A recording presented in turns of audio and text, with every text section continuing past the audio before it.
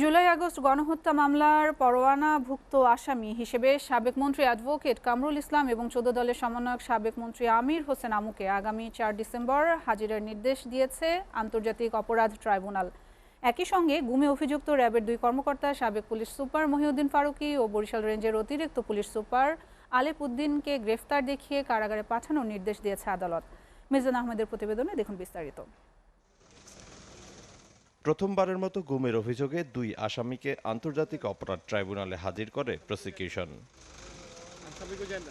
Prison van থেকে একে একে নামেন সাবেক পুলিশ সুপার মহিউদ্দিন ফারুকী ও বরিশাল রেঞ্জের অতিরিক্ত পুলিশ সুপার আলেপ উদ্দিন। বেলা 11:30টায় বিচারপতি মোহাম্মদ গোলাম মর্তুজা মজুমদারের নেতৃত্বে শুরু হয় আন্তর্জাতিক অপরাধ ট্রাইব্যুনালের বিচার কাজ। এ সময় কাঠগড়ায় থাকা ২ অভিযুক্তকে নারায়ণগঞ্জ এলাকার গুমের মাস্টার মাইন্ড হিসেবে অভিযোগ তুলে ধরে প্রসিকিউশন। আলেপ উদ্দিনের ব্যাপারে আমরা যে অভিযোগগুলো গ্রহণ করেছি তার মধ্যে গুমের অভিযোগের ম্যাক্সিমাম অভিযোগে আলেপ উদ্দিনকে আনা হয়েছে, মানে সে ছিল গুমের মাস্টার মাইন্ড। আজকে তাদেরকে ট্রাইব্যুনালে উপস্থাপন করা হয়েছিল, তাদেরকে এই ট্রাইব্যুনালের মামলায় গ্রেফতার দেখানো হয়েছে এবং আগামী ফেব্রুয়ারি মাসের ২০ তারিখে তাদেরকে ট্রাইব্যুনালে হাজির করা হবে এবং তাদের বিরুদ্ধে তদন্তের অগ্রগতি ট্রাইব্যুনালকে জানানোর নির্দেশ দেওয়া হয়েছে। এদিন জুলাই আগস্ট গণহত্যা মামলার আলোচিত ২ আসামি সাবেক মন্ত্রী অ্যাডভোকেট কামরুল ইসলাম ও ১৪ দলের সমন্বয়ক সাবেক মন্ত্রী আমির হোসেন আমুকে আদালতে হাজিরে রাষ্ট্রপক্ষের করা আবেদন মঞ্জুর করে ট্রাইব্যুনাল।